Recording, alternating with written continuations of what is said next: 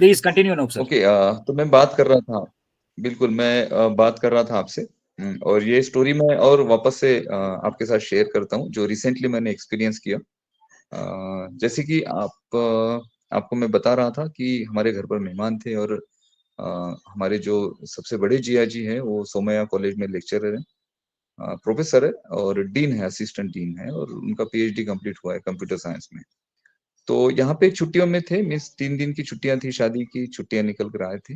और फिर भी ऑफिशियल वर्क तो होता है उनपे, उनका यहाँ पर कॉन्फ्रेंस चल रहा था, और उनकी मीटिंग चल रही थी सुबह 10:30 बजे। और मैंने उनको वो कनेक्ट के बारे में बताया, तो वो शॉक हो गए कि भाई ऐसा भी कोई प्रोडक्ट है जो इतने कम प्राइसेस में मार्केट को इतनी अमेजिंग सर्विसेज दे रहा है, और वो भी हाई रेजोल्यूशन पिक्सल क्वालिटी के साथ।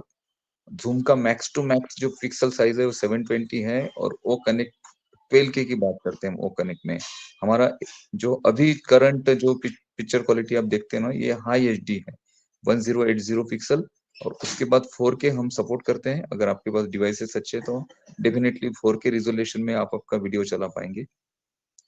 साथ ही साथ यहाँ पे 8K और 12K का टेस्ट हो चुका है। और यहाँ पर जो कमर्शियल वर्जन हम मार्केट में लॉन्च करने जा रहे हो, इतना मिनिमम प्राइजेस में, अफोर्डेबल प्राइजेस में मार्केट में आएगा कि लोग उसको देखकर शॉक हो जाएंगे। जो एक्चुअल जो आईटी के लोग है ना, वो शॉक हो जाएंगे, क्योंकि उन्होंने एक्सेप्ट ही नहीं किया था कि मार्केट में ये सारी चीजें आएगी। बट उन्होंने जब इसको देखा वो कनेक्ट को, उन्होंने सब्सक्राइब किया, अपना मीटिंग भी उस पर स्टार्ट किया, और उनका एक्सपीरियंस बहुत अच्छा रहा, क्योंकि अच्छा डिवाइस है उनके पास, तो उसने बहुत अच्छा सपोर्ट किया वो कनेक्ट को। अब यहाँ पे एक क्वेश्चन ये भी आता है कि ओ कनेक्ट सिर्फ हाई रेजोल्यूशन डिवाइस को ही सपोर्ट करेगा? हमारे पास तो बेसिक सा एंड्रॉइड फोन है, क्या उस पे नहीं चलेगा? तो क्या फायदा? क्योंकि सभी लोगों के पास तो हाई रेजोल्यूशन डिवाइस नहीं होंगे, इतने महंगे फोन तो हर कोई यूज नहीं करता है, इतने महंगे लैपटॉप तो हर कोई यूज नहीं करता है। तो ऐसा बिल्कुल नहीं है।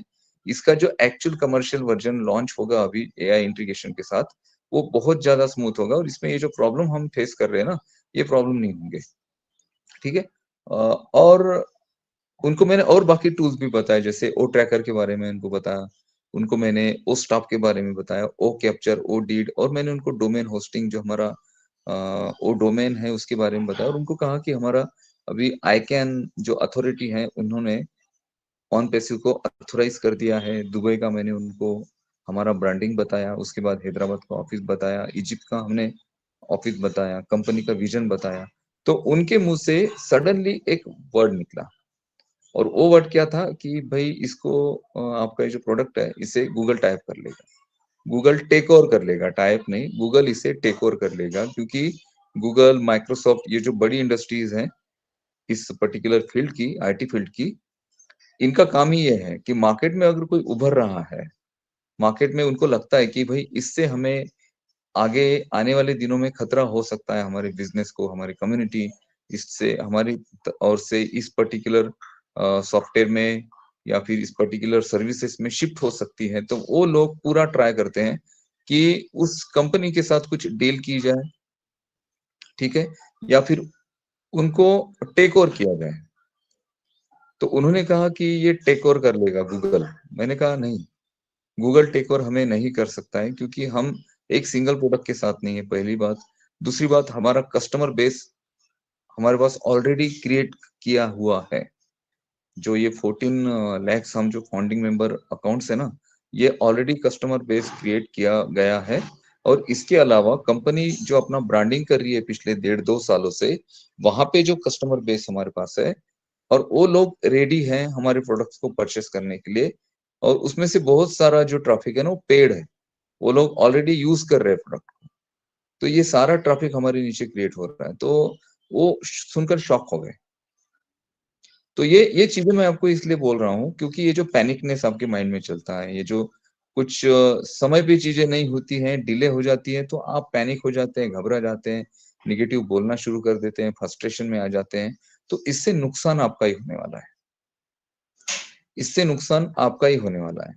अब मैं आपको सिंपल सी बात बताता हूँ, जो हमारा सब्सक्रिप्शन 10 दिन के लिए एक्सटेंड हुआ था, उन 10 दिनों में जो मेन टास्क है ऑन पैसिव को कंप्लीट करना है, जिससे आपके रेवेन्यूज आपके वॉलेट में जनरेट होंगे, वहां से आप उसे विड्रॉ कर पाएंगे, उसको कंप्लीट करने के पीछे बैकएंड में बहुत सारी चीजें मिस्टर ऐश कर रहे हैं, शायद उसमें कुछ अड़चनें आ गई होगी, शायद उसमें कुछ प्रॉब्लम क्रिएट हो गए होंगे, इस वजह से उसे डिले किया है।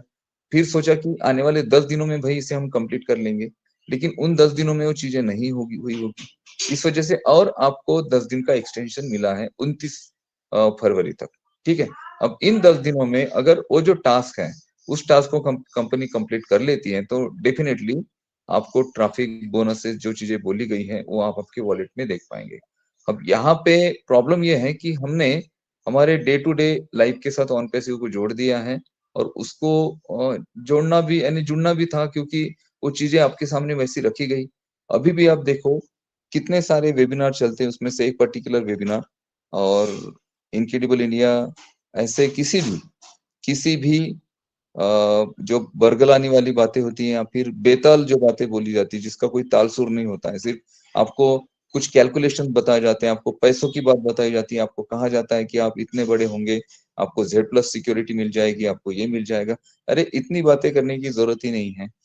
कंपनी ने आपको कहा कि आपके लिए एक सिंगल फाउंडरशिप जो है ना, वो मोर देन इनफ है और आप यहाँ पर इतना पैसा ज़रूर कमाएँगे, जिससे आपके जीवन में पैसों का प्रॉब्लम नहीं होगा। फिर आपने जेड प्लस सिक्योरिटी लगानी है, नहीं लगानी है, वो बहुत बात की बात है। इतनी बड़ी बातें करके आपको जो चीज़ें बोली जाती है ना, आप उसका एक कैलकुलेशन लगा देते हैं आपके आपके माइंड में। यार ऐसा होगा, वैसा होगा। आप बड़ी कोठी बनाएँगे, बड़ी हवेली बनाएँगे। ये जो बातें हैं ना, ये बातें ऑन पैसिव का पहली बात तो नेचर नहीं है। मिस्टर ऐश ने कहा कि टेक्नोलॉजी से रिलेटेड बातें करिए, टेक्नोलॉजी को डिलीवर करिए, बाकी चीज़ों में आपको फँसने की ज़रूरत नहीं है। आपको कितना आएगा, क्या आएगा, मिस्टर ऐश जानते हैं, आपके समय की वैल्यू जानते हैं। इस वजह से आपको उतना वो ज़रूर देंगे कि जिससे आप सैटिस्फाइड होंगे। आपकी सिंगल फाउंडिंग मेंबरशिप है तो।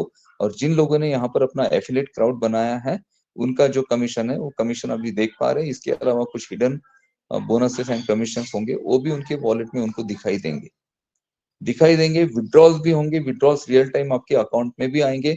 मिस्टर ऐश का क्या प्लानिंग है पता है क्या? रियल टाइम में आपका विथड्रॉल जनरेट हो जाए आपके इसमें। रियल टाइम मीन्स यहाँ पे अभी अगर आप विथड्रॉल लगाते हो तो 10 से 15 दिनों का उसका ड्यूरेशन है। इस ड्यूरेशन को खत्म कर दिया जाए। आपने यहाँ पे विथड्रॉ किया विदिन कुछ मिनटों में या फिर ज़्यादा से ज़्यादा कुछ हार्स में कुछ 10, 15, 20 मिनटों में, 1 घंटे में या फिर 24 आवर्स में आपका विथड्रॉ आपके जो भी आपने विथड्रॉल डिपॉज़िट करने के लिए ऑप्शन दिया होगा, बैंक होगा, क्रिप्टो होगा, वहाँ पे आपका डिपॉज़िट हो जाए। इस पे काम चल रहा है। इस पे काम चल रहा है और ये जो कमर्शियलाइज़ हो रहा है टूल ओ कनेक्ट, इसमें पार्टिसिपेंट्स के लिए कुछ फ्री में कुछ ड्यूरेशन तक ये टूल मार्केट में दिया जाएगा, जिससे ज़्यादा से ज़्यादा यूज़र्स यहाँ पे अट्रैक्ट हों। अब सिंपल सी बात है, कंपनी अपना एक्सटेंशन क्यों बढ़ाएगी?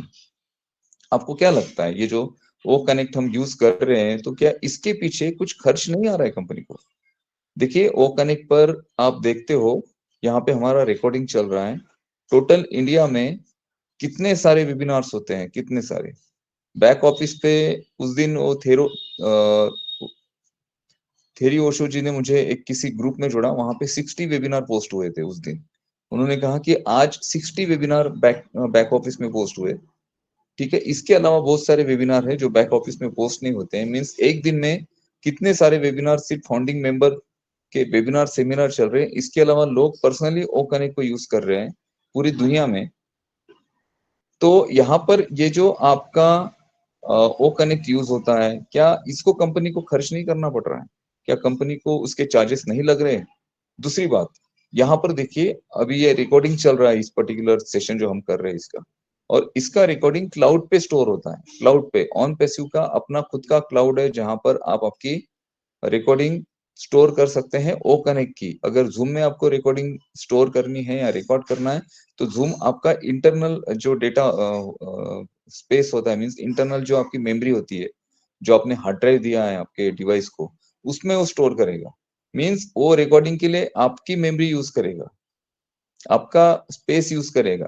अगर आपके पास 1 टीबी हार्ड ड्राइव है और उसमें से 900 जीबी अगर फुल है, 100 जीबी है आपके पास सिर्फ यूज़ करने के लिए, उसमें भी डेली आपका कुछ ना कुछ वहाँ पर स्टोरेज होता है और उस केस में अगर आप रिकॉर्डिंग करते हैं डेली की अगर आपको 1 घंटे का 1.5 घंटे का सेशन रिकॉर्ड करना पड़ता है, तो आपका हार्ड ड्राइव पूरा फुल हो जाएगा, आपको नया एक्सटर्नल हार्ड ड्राइव लगाना पड़ेगा आपके डिवाइस को।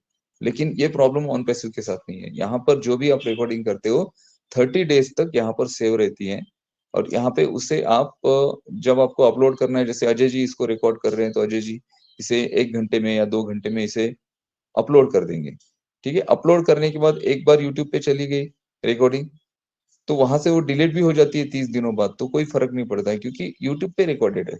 क्योंकि रिकॉर्डिंग हम करते इसलिए हैं कि इसे सोशल मीडिया प्लेटफॉर्म पर हम इसे अपलोड कर पाए, और एक बार अपलोड हो जाती है तो बाद में वहां 30 दिनों में डिलीट भी हो जाती है, तो कोई फर्क नहीं पड़ता है। तो 30 दिनों का ये जो ड्यूरेशन आपको दिया गया है कि ये 30 दिनों तक आप यहाँ पर क्लाउड पे रिकॉर्ड कर रख सकते हैं, तो ये बहुत बड़ा स्पेस यहाँ पे यूज होता है। डेली कितना ज्यादा डेटा यहाँ पर स्टोर होता है। और इसको पर्टिकुलर टूल को यूज करने के लिए जो हम यूज करते हैं ना, तो इसके पीछे कुछ ऐसा नहीं है कि बस आपने ओ कनेक्ट यूज करना शुरू कर दिया, तो ओ कनेक्ट को जो इसका प्रोग्राम ऑपरेशन है, मीन्स इसका जो प्रोग्रामिंग ऑपरेट होता है, उसको मेंटेन करना भी बहुत ज्यादा जरूरी है, जिसके लिए स्पेशल कंपनी की टीम होगी जो इसका प्रोग्रामिंग और ऑपरेशन मेंटेन कर रहे होंगे। जिसमें ये जो मेंटेनेंस है, इसमें अलग अलग सेक्शन होंगे, जिसमें डेटा मेंटेनेंस मीन डेली जो डेटा कितना आ रहा है उसका कैलकुलेशन करना। उसके बाद इसका जो एरर है, मीन्स इसमें कुछ एरर आ रहे हैं, तो उसको मेंटेन करने के लिए अलग टीम होगी। तो एक पर्टिकुलर टूल को इसका प्रोग्रामिंग मेंटेन करने के लिए कितना बड़ा स्टाफ होगा जो इस पूरे टूल को मेंटेन कर रहा होगा। तो इसका खर्च क्या कंपनी को आ नहीं रहा है? हर दिन जितने वेबिनार सेमिनार होते हैं ना, तो ये सारा स्टाफ उसमें इन्वॉल्व होता है। वही जो सेशन चल रहे हैं इसमें कोई बग्स ना आए, कोई फॉल्ट ना आए, यहाँ पे सेशन ठीक से चले। कुछ इश्यूज है तो उसको हम कलेक्ट करें, उसमें हम काम करें। तो कंटिन्यूसली टीम, स्पेशल टीम है वो कनेक्ट के लिए जो काम कर रही है। हर टूल के लिए एक अलग टीम होगी, क्योंकि वो कनेक्ट का डिपार्टमेंट अलग होगा, और बाकी अलग जो प्रोडक्ट है उसके भी डिपार्टमेंट्स अलग होंगे, और रखने ही पड़ेंगे अलग अलग। क्योंकि सभी लोगों को अगर एक ही टूल का टास्क दिया जाए तो मिक्सअप हो जाएगी चीजें। वो ना तो वो कनेक्ट का कुछ इशू सॉल्व कर पाएंगे, ना ओ ट्रैकर का कर पाएंगे। तो अलग अलग इसके सेक्शंस होंगे, अलग अलग इसकी टीम होगी, जो भी होगी, 2 लोगों की, 4 लोगों की, 8 लोगों की, 10 लोगों की होगी, क्या है ये टीम। और ये टीम इसे, इसका जो ऑपरेशन है और इसे मैनेज करती है कि ये किस तरह से भाई रेगुलर ऑपरेट हो, ताकि इसमें कोई बग्स ना आए। अगर आते हैं तो रियल टाइम में किस तरह से उस बग्स को हम निकाल पाए। और इतना जब कंपनी खर्च कर रही है तो कंपनी क्यों इसे एक्सटेंड करेगी विदाउट एनी रीजन?